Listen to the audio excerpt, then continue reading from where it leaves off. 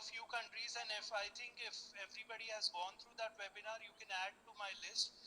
One of the country he told was Portugal, second one was Dubai, third one was US, and you can add to my countries if my fellow LC members know more.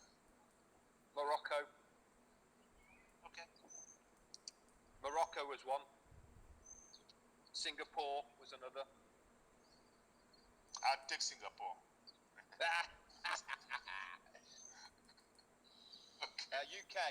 UK as well was one. Yeah. All right, Philip, are you satisfied, Philip? Yeah. I'm satisfied. That's the key. That's why we're here on Memorial Day, right? Yeah. Thanks. Okay. Thank you, Philip. Susie, would you like to take a question from the chat, and then I'll call the next guest on? Sure. Hello, everyone. My question is, I noticed some founders are customizing their URL link with OTrim, and I don't see how. When I go to my OTrim link and shorten my GoFounders invite link, it doesn't allow me to customize it or any other long URL. Do you know how to do it on the OTrim website? This is John Abreu. Who would like to answer that? I'm going to share my screen real quick and show you guys how to do that, okay? Okay. Let me just share my screen. John, be watching, John. We got you covered here. We got the IT expert.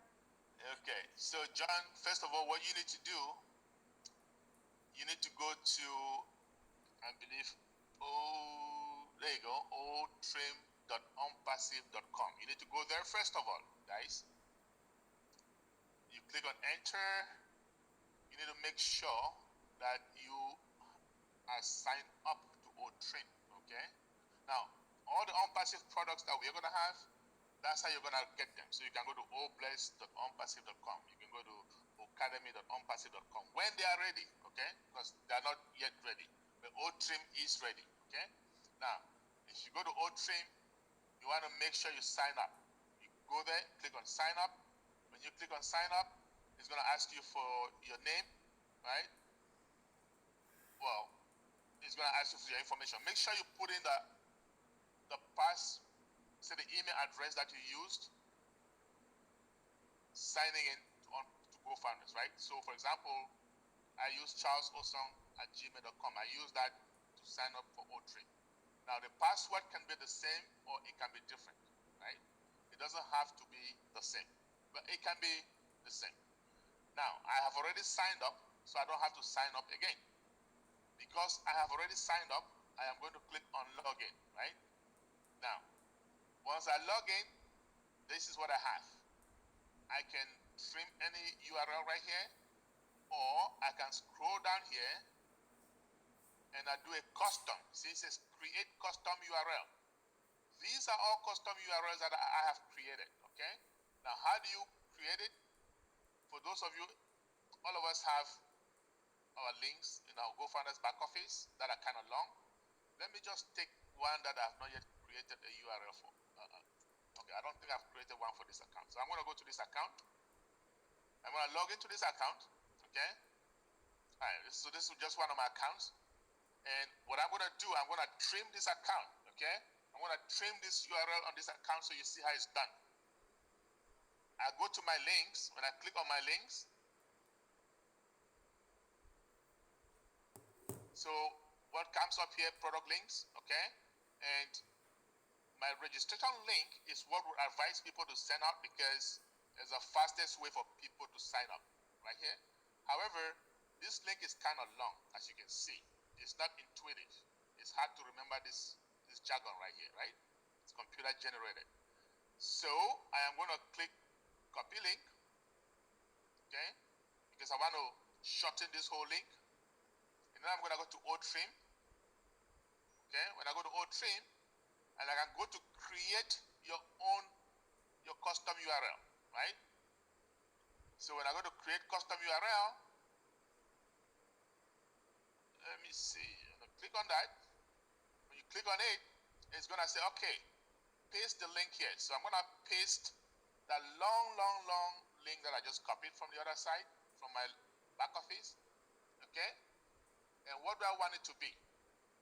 No matter what you do, this is part of it. Okay? So we're just gonna add the customary link here. For example, I'm just gonna call this Paddy Man. Okay? Just because I like that name. Right? You can call it Joseph. You can call it Moses. It doesn't matter. Whatever you choose. Okay? When I click trim it, boom, there you go. That's how simple it is. Okay? Now, you see, this is it. o-trim.co/paddyman. Right? Now, I can copy this link right here, right now, and open a new tab and paste it over there, and you see what happens. Okay, you see that? You are invited by Charles Osong. So that's my link. I can just copy that, send it through WhatsApp, through Telegram, any means that I want. And people are going to log in, and they're going to be in your team. That's how simple that is. I hope that helps. Well, Charles, you're the man. Doing that nice tutorial. Thank you. Right. Okay, Julie, back to you. Thank you, Susie. The question is, Charles, when you create an account on OTRIM, do you sign in or do you use the same email as the one in the back office? Yes, that's what I said. Make sure the email address that you use to sign up for co-founders, use that same email address. All right, thank you so much. I see that we have Strengze Yang. I see you on camera, Strengze. If you'd like to ask your question, please unmute yourself. Now, I want to add one Thank you. thing though. When all the products are ready and OnPassive is ready, all of that stuff that you're seeing, what Charles showed you, all the products, will be in your back office of OnPassive. You won't have to log into each one individually. Okay, that's for founders anyway. Exactly. So basically, that's what when we say integrated, they're gonna be integrated, and you can just access everything. However, there are gonna be people who maybe just want one particular product or tool, right? That's why we have it as integrated, and we also have it as standalone. Okay, so that's important to know. Thank you, Marty, for that addition. Thank you, Charles. Thank you, Marty. Strengze. Hi, all the LC. Thank you very much for giving me the opportunity to ask a question. A few weeks ago, Ash told us that on the old mail, the customer will have add old mail, and the founder will have an add domain something, right? So my question is that if I have 10 accounts, do I have to create all the domains name for the all 10 account or just use one? My question to you, Shanze, is if you have 10 accounts, do you want all 10 of them to be advertised, or do you want just one to be advertised? So which means that if I want to get one advertised, so I just create one, right? That's correct. Okay. Okay, thank you. You're welcome. Thank you, Strengze. Thank you, Charles. I see that we have Helena. It's on. Helena, if you could please unmute yourself.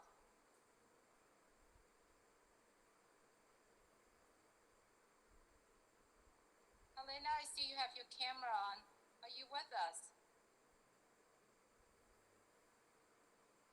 Going once, going twice. Helena, I'm moving you back. You could raise your hands again once you are ready to speak. How am I doing, Susie? You're doing great. I have one more quick question here. And I think I just lost it.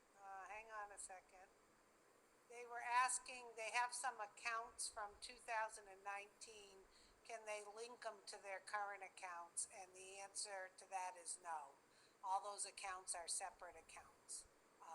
You can't bring the older pending founder accounts that you may have purchased. You cannot bring them and put them under your team. Okay, so we have someone on Seraphin.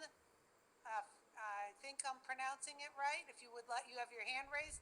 Please unmute yourself and ask your question. Welcome. Hi, Hi. welcome to everybody. I don't speak very good English, but I will try. Okay, you're doing well. If you don't understand what I will say it in French, then maybe Fernand will be translating. Yeah. It seemed to be it seemed to me that at the very beginning, Charles also said something, giving deadline up to this midnight. That Fernand didn't translate. I didn't understand well. Can Charles also repeat it, please? Seraphin, I was just talking about people who came in before or during 2019. I'm sure you didn't come in that time, right? It is true, yes. Yeah, so you don't have to worry about it. It's for people who came in before that time or during 2019. If they have founders who came in and forgot to pay for whatever reason, the company is going to flush them out. So we need to let them know after midnight tonight, those accounts will be kicked out. So you don't have to worry about it. Okay. C'est compris or no? C'est compris, c'est compris. Okay. Okay. All right. Okay. Okay, so let's see. We got quite a few people. Is that it, Seraphin? Thank you. We have Eugene next on camera right now. Eugene? You are muted. You could unmute yourself. Hello, is it Julie? Yes, we can hear you, Eugene. Julie, I just love your name because it start with NG, just like my name. Gale. That's pretty cool. I have two questions. The first question has to do with the platform that's going to compete with YouTube. Like most people around the world, I use YouTube religiously, and the commercials that comes while you watching a very important YouTube is so annoying. I was just wondering if OnPass is going to come up with a better system. Of course, I know we're going to have a competitive advantage to the competition, but are they going to come up with a better system that's not going to annoy the crap out of people around the world? So I don't know who can address that first question, please. Who would like to answer the question? Hey, you want to take that? I've been talking a lot. Marty, somebody? I can take it, but hey, I don't want to be the one. If you want to. Eugene, the stuff you see in YouTube that people are annoyed over, it will not be in OnPass. They might be some type of advertisement, but you would have to okay it and say you want it, but you're not going to get halfway through a video some advertisement pops up. No. Wow, that'd be awesome. My second question, I've been with OnPassive since March, pretty recent. Although I'm pretty passionate about the company, I don't know everything yet, so I'm still a student. My second question has to do with the $250 package that us founders will be paying on the monthly basis to make sure that our package is still alive. I just assume, hopefully it's the right assumption, the general public will not pay $250 to have access to all those 50 products, correct? It's going to be some kind of list of price, correct? They will set up, if they need to, or requested by large companies, they will set up a package for different companies, but in reality, people can get in from the street and get all the packages for cheaper. I asked that same question, and I had that same response you just did. Wow. That's what I was told. Yeah. So Eugene, you were thinking. Resellers. So you were thinking that they're gonna pay more or less? Honestly, for the value, with all the value added by OnPassive, I'm a sales guy, okay? So I was thinking, if you're gonna have a suite of 50 product, that's gonna tremendously save you tons of money between trim, between things like Multi-Pro, ADP. When you replace all those platforms, I mean, I was thinking some companies should pay like $1,000 a month. All right, so great. The reason I asked you that is because that's what I was expecting you would say. And for anybody who understands, that is why I would say when customers come to OnPassive, they ain't going nowhere. Right? Wow. They're gonna stay. And so that's why I tell people when I do my presentations, what do you think is gonna happen to all these different companies? I don't know. You be the judge. But I know what I think. I'm not gonna tell you what I think is gonna happen to them. It's amazing. It's serious value. A very serious value. Keep in mind, Ash talks about value. That's all he talks about. And if he can get the world with value, look, you go to somewhere and you spend $1, you want $1 in value at least. Ash's mindset on that is, you spend $1, I'm going to give you $10,000 in value. If he does that around the world, like Charles said, where are you going to go? Is it pretty safe to say that some companies are probably going to shut down based on that? There is no competitive advantage for those companies who are charging an arm and a leg just to stay in business. Let's wait and see, man. Yeah, let's wait and see. But I Let's wait wouldn't and want see. to. I wouldn't want to be some of them. Yeah, but we'll wait and see. I always give that example of like in the early 90s, Microsoft coming in and companies like Lotus 1, 2, 3, WordPerfect, all of them, I don't know where they are today. I don't think they are around. I'm afraid that kind of stuff might happen to some of these companies today. Wow. Eugene, as well, what's probably going to happen as well is, for instance, you might get a customer who comes in and wants just one product, and we'll say they come in for OConnect and it costs them $100 a month on subscription to have that.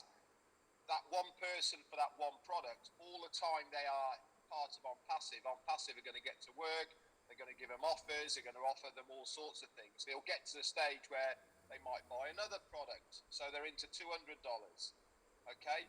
They know now, because OnPassive is telling them, they can get all 50 for $250. So what are they going to do? So this is you're going to go for 250 because it's better value all the time.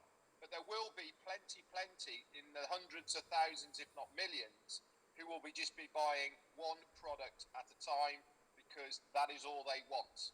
And that's fine as well.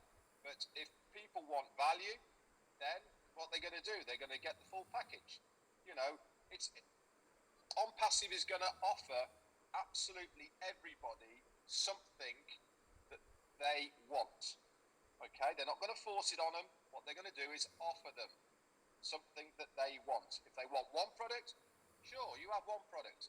2, 3, 4, help yourself. If you want a business, we'll design one for you. If you want all 50, there you go, $250, and you become a reseller of the products and services as well. Fantastic. Wow. Last question, last but not least, I suspect there's a product that's going to compete against Amazon, because I kind of browse through all those products. And what is the time frame for that product to really compete with Amazon? Because I'm not a big fan of Amazon, to be honest with you. Keep in mind, though, Amazon is mainly a distributor. Okay, they make nothing. I think they bought Whole Foods, but they don't really make anything.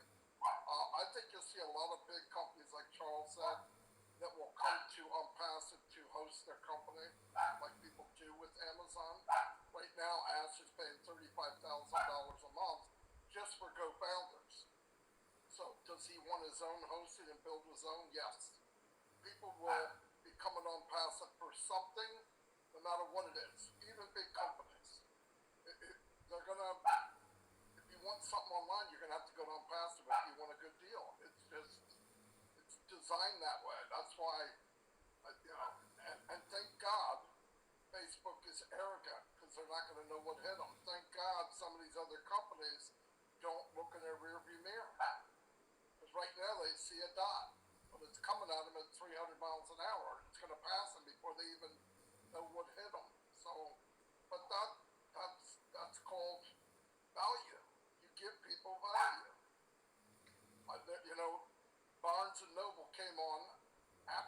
online. They were before I was on. They were a multi-million-dollar company. The 10 guys working with Jeff Bezos were scared to death. Hey, look, we just came online, Goliath. And he said, okay, we're David. Don't worry about it. We'll take care of customers and give good value. Where is Barnes & Noble today? I don't know. I haven't seen them. So it's all by design. It's all by design. I remember when Kodak was the only show in town, and now the telephones that we're using kind of pushed Kodak in the back burner. Who? Kodak. Remember the Who? Kodak? Yeah, that's what I mean. Wow, I'm so proud to have found. I'm forever grateful that I found co-founders. I found on Passive. I thank all the leaders for the great work that you guys are doing. We are here to win. Thank you so much. God bless all of you. Thank you, Eugene. Really appreciate you. One thing I'd like to also add to what everyone shared. Imagine big company doctor offices. Right now, they currently pay probably at least 10 bills a month to pay for subscription for all the products that they are using right now. Okay, to have their business running. Without those products, their business cannot run. So imagine all of what they're paying right now, it's right under on passive. One umbrella, one bill. And that bill, if they are a founder, that bill might not going from their pocket, but going out from the profit that on passive made for them. So just imagine that. We don't have to compete with anybody. Everybody would just drop those company and go right into OnPassive. So think of the values that OnPassive can offer companies, businesses. That just came to my mind. Thank you so much, Eugene. Thank you so much. Thank you. God bless y'all. Julie, I just want to address a quick question in the chat. Rahim from Bangladesh is asking about the NDA, that there was not a signature on the one at the end of today. So, Rahim, what you want to do is log into that account, and if the NDA appears, you scroll down to the bottom and you sign it there. You have that person sign it there, and then they can log back in and they're all set.